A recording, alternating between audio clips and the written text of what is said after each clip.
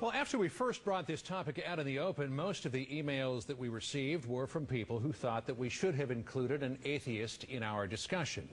So now we're going to turn to one of the world's most prominent atheists. Richard Dawkins is an Oxford University professor whose bestseller sparked worldwide controversy. The God Delusion argues that belief in God is not only irrational, but it can be deadly. Paula spoke with him just a couple of days ago. Why are you an atheist? Why don't you believe in Thor? Why don't you believe in Zeus? Nobody believes in most of the things that you could believe in. You're an atheist with respect to the flying spaghetti monster. I'm an atheist with respect to the Judeo-Christian God because there is not a shred of evidence in favor of the Judeo-Christian God or indeed any other God. It strikes me that the atheist message is particularly threatening to some Christians because they believe in some way you're trying to compromise their ability to have this stuff out there on the public stage. Is there any public role, as far as you're concerned, for religion? I think people should be free to believe whatever they like, to write whatever they like, to say whatever they like within reason. But the problem is that religious people, I think especially in America and also in the Islamic world, are in the habit of getting it all their own way and are remarkably intolerant of atheists. But why do you think they're so remarkably intolerant of atheists? Well, I think there's a sort of historic misunderstanding of what atheism is.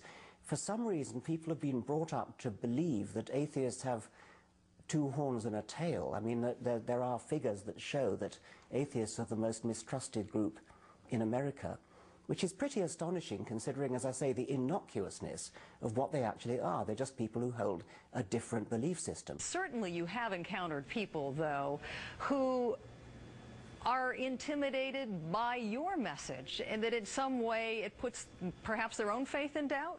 Well, why would anybody be intimidated by mere words? I mean, neither I nor any other atheist that I know ever threatens violence. We never threaten to fly planes into skyscrapers. We never threaten suicide bombs. We're very gentle people. All we do is use words to talk about things like the cosmos, the origin of the universe, evolution, the origin of life. What's there to be frightened of in just an opinion? Final question. How would you characterize the overarching public reaction to atheism? Misunderstanding and really missing an awful lot of what's valuable, because if you're an atheist, you know, you believe this is the only life you're going to get. It's a precious life, it's a beautiful life, it's something that we should live to the full, to the end of our days. Whereas if you're religious and you believe that there's another life somehow, that means you don't live this life to the full because you think you're going to get another one. That's an awfully negative way to live a life. Being an atheist frees you up to live this life properly, happily and fully. Richard Dawkins, we really appreciate your time tonight. Thank you so much for joining us. Thank you. Welcome back. We're talking about discrimination against atheists and how the fear of becoming outcasts keeps many atheists underground. Let's turn to our Out in the Open panel again. Atheist Ellen Johnson is here with us, the Reverend Jesse Lee Peterson, and radio talk show host Rachel Maddow. So let me turn to you first of all, Ellen.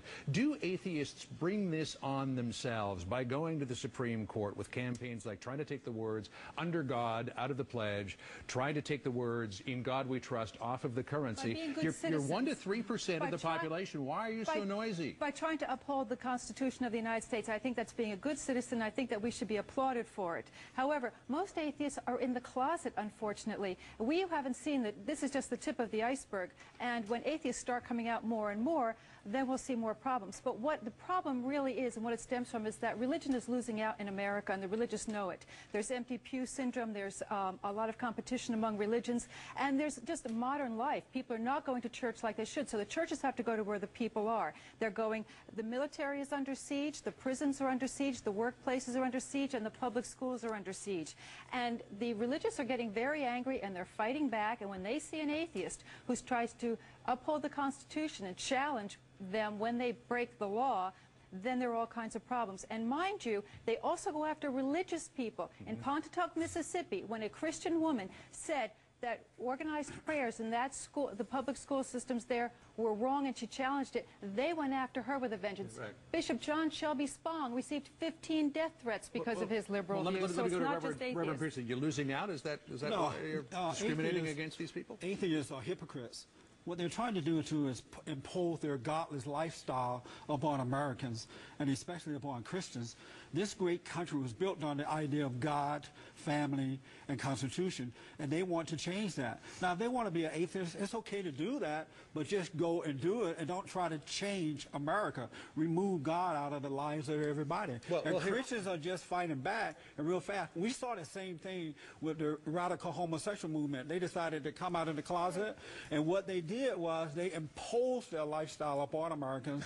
Now they have redefined the family. She was with you for a second, that. and now you've lost it. Hey, let me read an email that we got here. This is obviously from an atheist who talks about this idea of who has rights to do what. He writes, quote, "You ask atheists not to impose on your rights to have prayer in school and to have God in the Pledge of Allegiance. Atheists ask you not to impose on their rights to have prayer taken out of school and to have God taken out of the Pledge of Allegiance. On what basis do you assume that your rights should be taken as precedence over an atheist?" Well, obviously, Christians are in the overwhelming majority when it comes to Christians versus atheists, but does the Constitution, Rachel, not only give you freedom of religion, but freedom from religion? The Constitution gives you freedom from religion. It creates a government that is explicitly non-religious. So it should be equal rights, yes? You can say that America is a Christian nation in the sense that America is a Christian majority nation. You're right, but we have a secular government. And the way we protect religion in this country and the way we have become such a religious country is by protecting religion, by keeping it utterly separate from the public sphere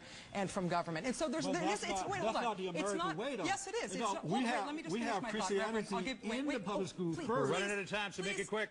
There's not equality among religions under the American government. There is freedom from religion. Freedom from religion is what we have. Let me ask this question. There is a common perception among Christians, or at least a common case that Christians sometimes make, that atheists, because they do not believe in God, are morally compromised. Are you morally compromised? No, that's just bigotry. They know who atheists are. I have to respectfully disagree with Mr. Dawkins, Professor Dawkins. The theists know very well who we are, and they're not misinterpreting us or misunderstanding us.